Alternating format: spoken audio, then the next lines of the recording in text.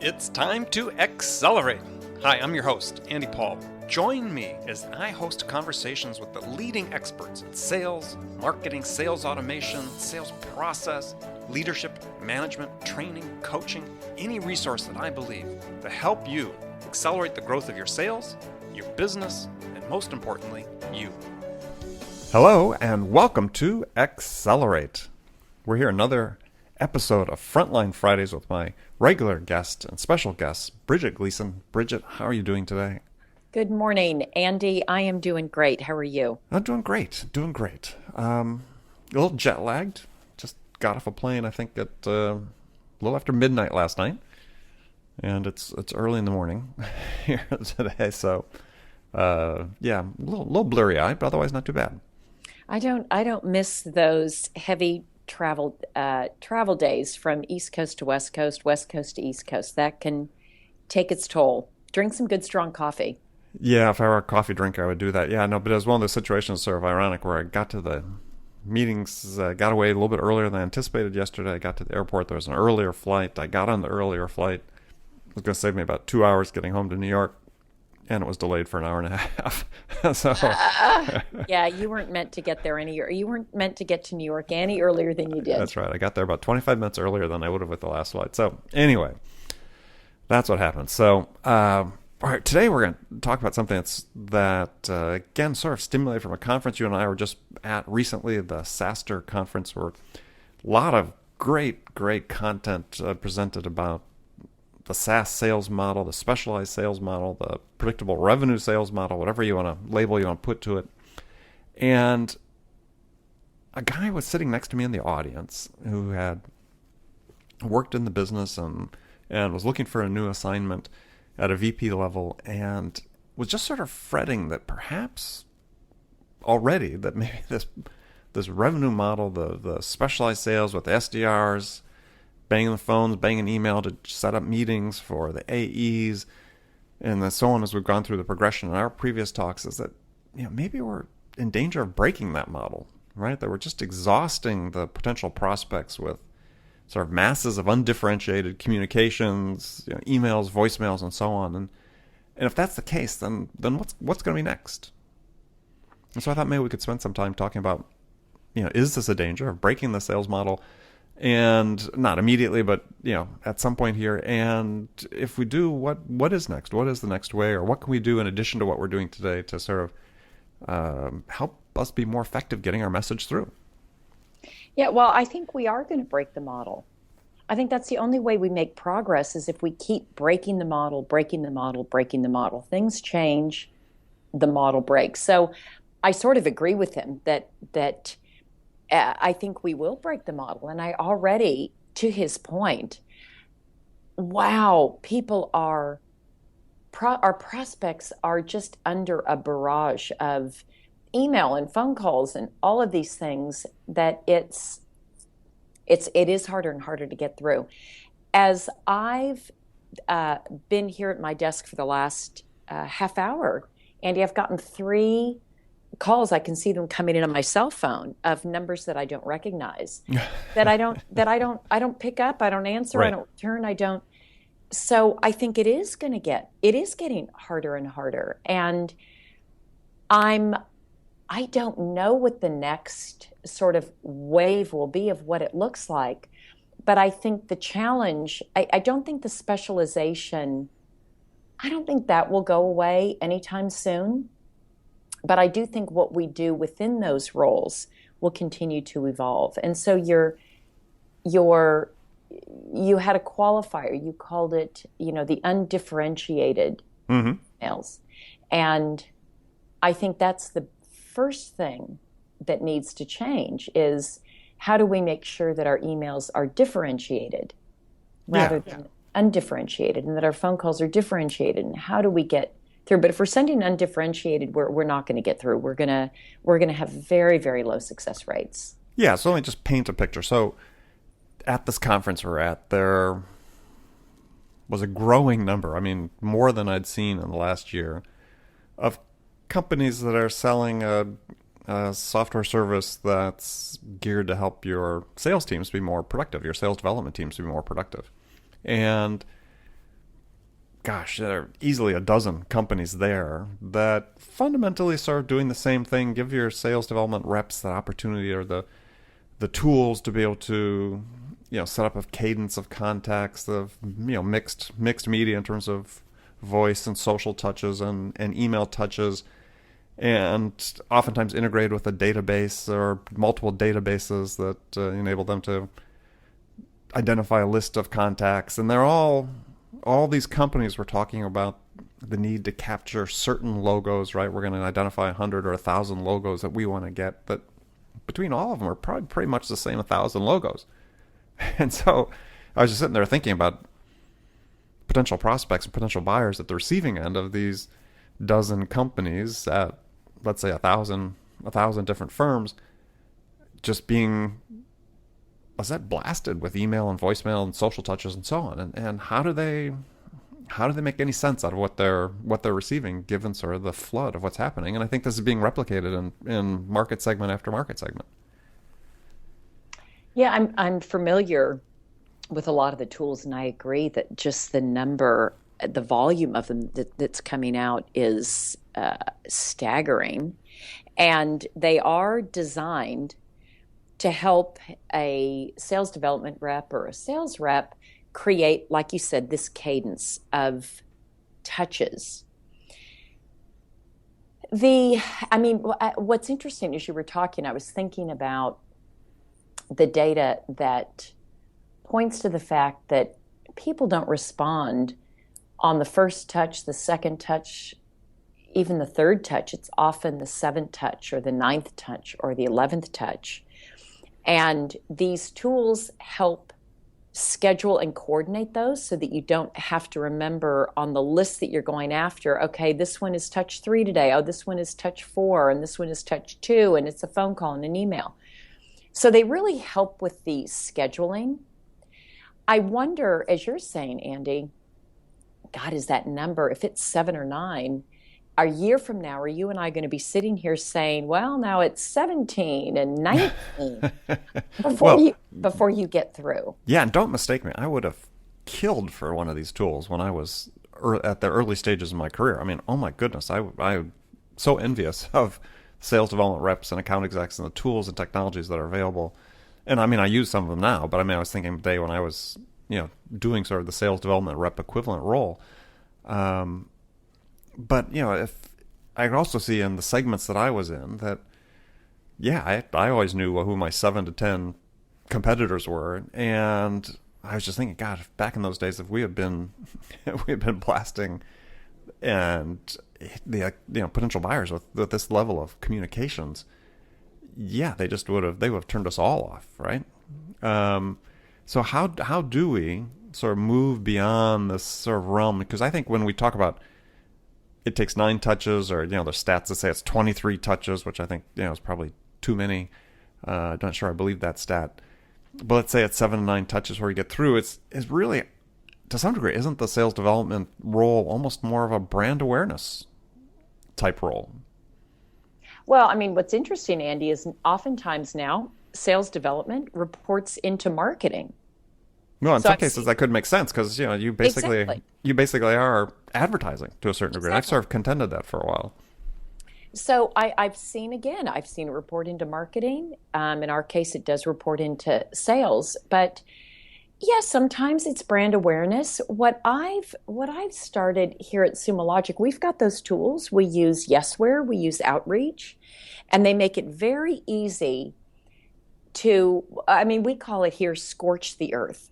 Make it very easy just to get so many people pissed off that you're at least you're open about it. Oh dear, yes, we're open, and I'll look at the number of emails that reps are sending, and when I see it's really high, that's actually a red flag for me that this cannot possibly be a meaningful. These 1,000 cannot possibly be meaningful.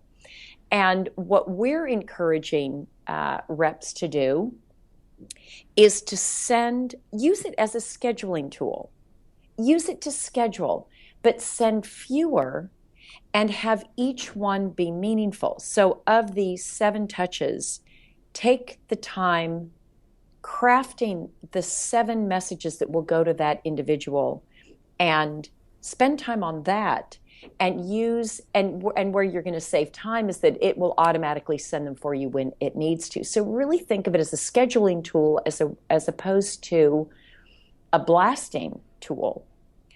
The thing that I think where we're going to see a lot of progress, we're already seeing it. In fact, there was one guy at the conference, Andy, who had come to the panel that I was on and literally followed, just wanted to get time with me. And I had sort of a busy schedule while I was there. But finally, at the end of the day, he got a few minutes with me, and he's an entrepreneur, and he's part of, I think, Y Combinator, Techstars, one of these. And he's got a product that will crawl your email, crawl your LinkedIn. It's crawling. I don't know all the sources it's crawling because we didn't have a lot of time. But it will identify in the company that you're trying to get into, here's the strongest connection where we think you can get in. And it's through your, someone in product development knows somebody XYZ and also looks at influence. So I think there are going to be more tools that will help you identify where there's a real connection and to leverage that connection to get into an account and to start a conversation. I think that's kind of where we're going. To cut through the noise is where is there a real connection?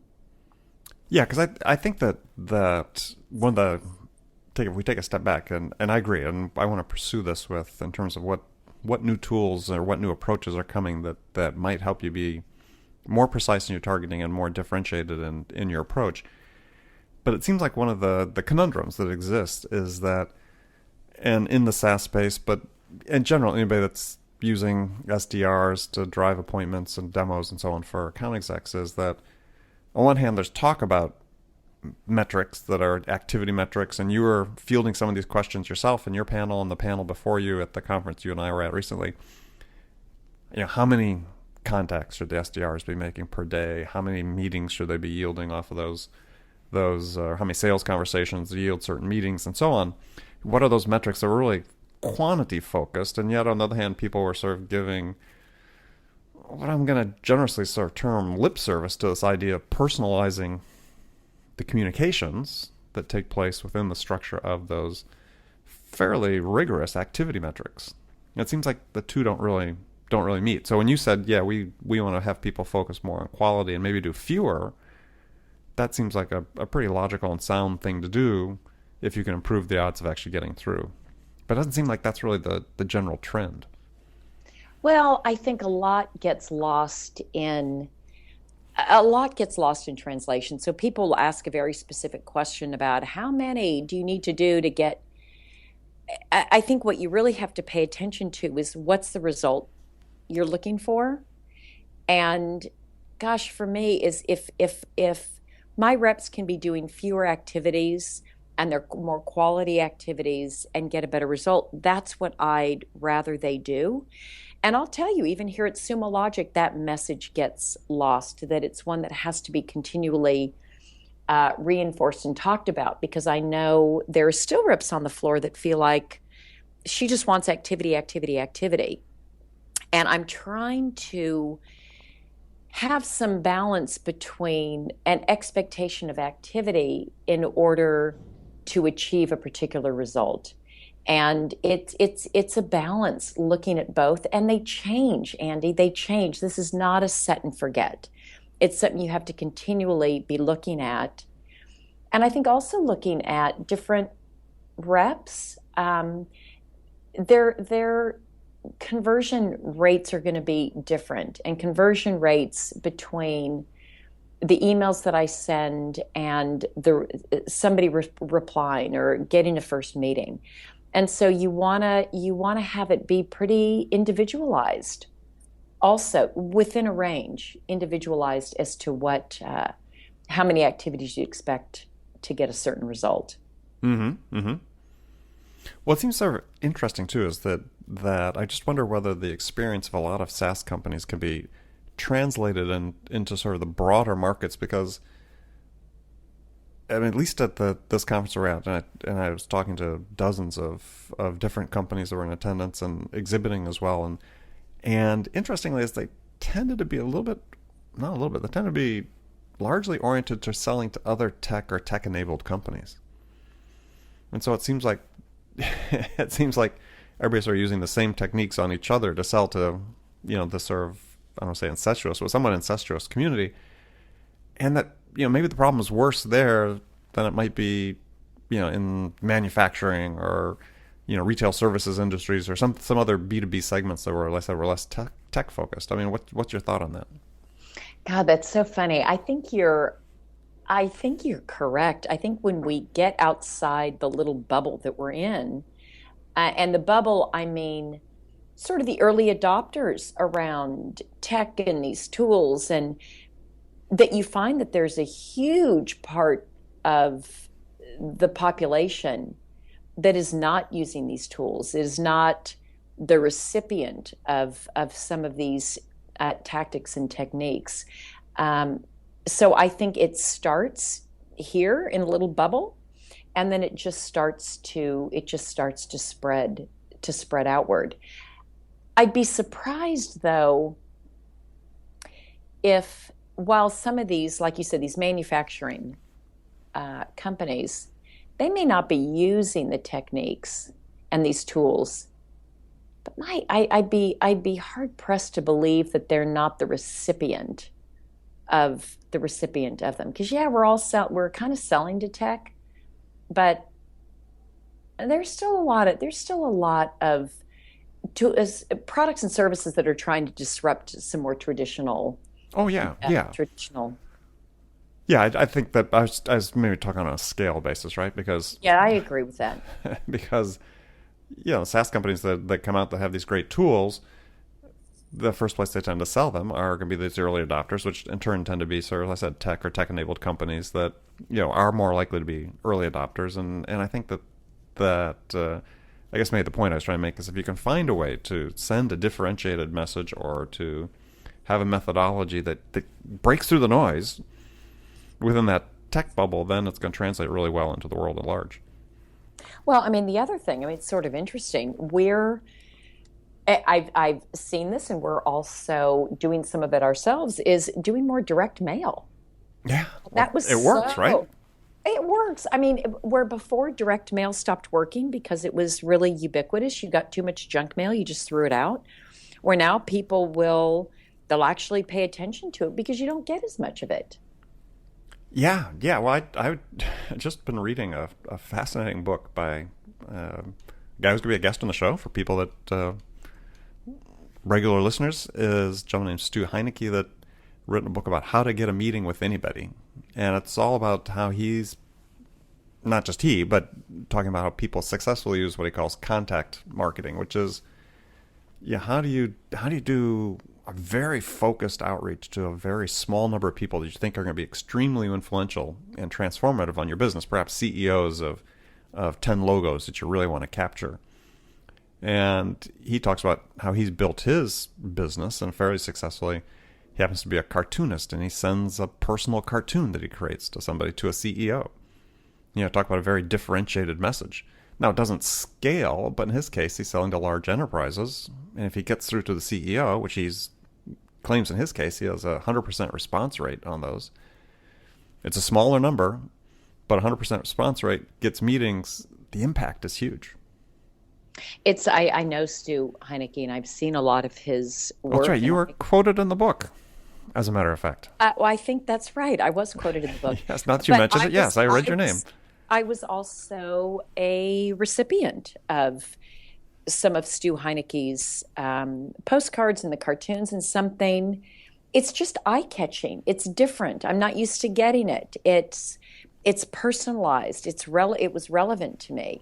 So it definitely got my attention. I can see why he's doing it. And again, it's not scalable in the way that some of the other things are scalable, but boy, super effective. You're trying to get into a CEO and you get in, boy, that's a great, that could yield huge revenue potential with just one response. Yeah, I think that if you do it in a sense where you have, or do it in a situation where you have greater leverage, right? I mean, if you're selling to small, medium-sized business, doing this to, and you have small transaction sizes, doing this to CEOs probably isn't going to help your business. But if you're a smaller company, you want to sell into large enterprise, and you're able to get in front of 10 CEOs and you got an order from one of them, it could transform your company completely. Definitely. So Yeah, he'll be an interesting guest. I can't yeah, wait to yeah, hear. very, very interested in speaking with him. So that's an example of one. Is another company, and we'll just sort of segue into other methods perhaps that might evolve that can sort of help. And again, maybe don't scale completely, not complete replacements by any means for what you're doing from a sales development perspective, but perhaps could help. Is relatively new service out called Outro. Used to be called Quota Deck. Not sure if you're familiar with them, but basically they provide you're basically crowdsourcing warm introductions to people. So we've had crowdsourced leads before with Jigsaw.com, which became Data.com, now part of Salesforce. But now start taking that a step forward where you can crowdsource these warm introductions to people that specifically relevant to what you want. It's sort of a double opt-in system so that maybe you have a contact on a network that has somebody that you want to speak to is a very formal way they go through to ask if that person would be open to talking to you. So I said it's all permission based, but suddenly you're facilitating introductions to people that have a very specific need and want for what you want through a trusted source. What is that called? It's called Outro, Outro. Yeah, it's so interesting. I'm not familiar with them. And again, going back to this conference, I met someone at the conference who early on at LinkedIn and was talking about, God, wouldn't it be great if you could, he was essentially talking about this concept, just having some place where you could have these warm introductions, double opt-in. Watch, Andy, next time you and I talk, maybe not the next time, at a future episode, we are going to be talking about the number of companies like this that facilitate these warm introductions. I just think that's where we're headed. Well, yeah, and it's I think it's very powerful. And so if people want to hear more about that, actually, the CEO of that company, a gentleman named Bubba Page, was on my February 11th podcast. So I urge people to do a little cross-promotion, cross-selling here. Urge people to go back and listen to that where he describes exactly how that system works. And I think it's another great tool to have in your toolkit if you're trying to reach certain people and you don't just want to go through the conventional means that you're using now of sending out some volumes of emails or even trying to do conventional LinkedIn connections. Yeah, it's funny. LinkedIn at a time, I mean, we use LinkedIn a lot. And I think it's a super valuable tool. Mm-hmm. But it's interesting even how that has changed just over time, because a lot of times your LinkedIn connections, you don't even know the person. I get a lot of LinkedIn requests from people who I don't know, or I don't know how they know me. So even that has become a little more watered down than it was. And a lot more watered down than it was. Yeah. Yeah, I think that area is ripe for some disruption as well, like some of these that you're talking about. Outro's very, very interesting to me. Yeah. So I mean, yeah. To your point, if you have more than it's interesting. In the early days, LinkedIn remember their message was very clear: don't connect with somebody if you don't know them, right? Now it's like the opposite. I know somebody that has 50,000 connections. It's like, oh my word. Right. I mean, Wow. I think I have 2,500, and I'm guilty of that. I don't know most of those people. I mean, it's people that have connected with me because they've seen something I've written or listened to a podcast or something. But so there's some connection. But yeah, it's not very personal, right?